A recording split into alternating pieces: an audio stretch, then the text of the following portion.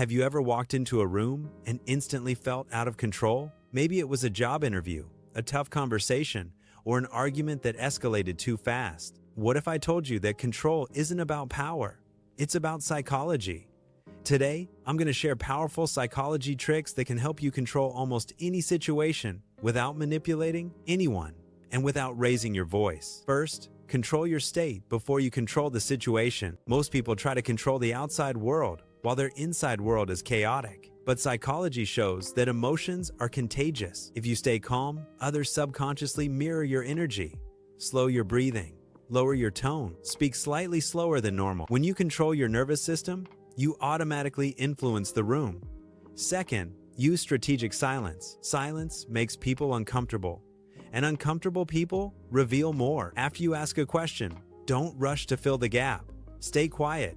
Maintain eye contact. The other person will often continue talking, giving you more information or even agreeing to your term. Silence is not weakness. Ask instead of telling. Direct commands trigger resistance, but questions create ownership. Instead of saying, "You need to fix this," try asking, "What do you think would be the best way to solve this?" Now their brain starts working with you, not against you. This is called the psychological principle of autonomy. People support what they help create. Fourth, mirror subtly. Mirroring is when you slightly copy someone's body language, tone, or pace of speaking. Don't overdo it, keep it natural. When people feel similar to you, they feel safer. And when they feel safe, they become cooperative.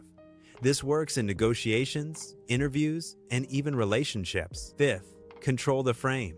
In any interaction, whoever sets the frame controls the situation. For example, if someone says, "This is impossible," and you respond with, "Let's figure out how to make it possible," you've shifted the mental frame from limitation to solution. The person who defines the meaning of the moment leads the moment. Sixth, lower your voice in tense moments. When things get heated, most people get louder. If you instead lower your voice, people instinctively lean in and listen.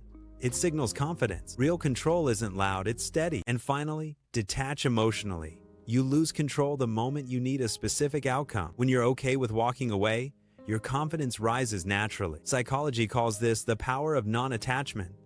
The less desperate you seem, the more influence you actually have. Remember, controlling a situation isn't about dominating others. It's about mastering yourself. When you control your emotions, your tone, your pace, and your mindset, you shape the environment around you. Power is not forcing people. Power is guiding energy. So the next time you step into a difficult situation, don't try to overpower it.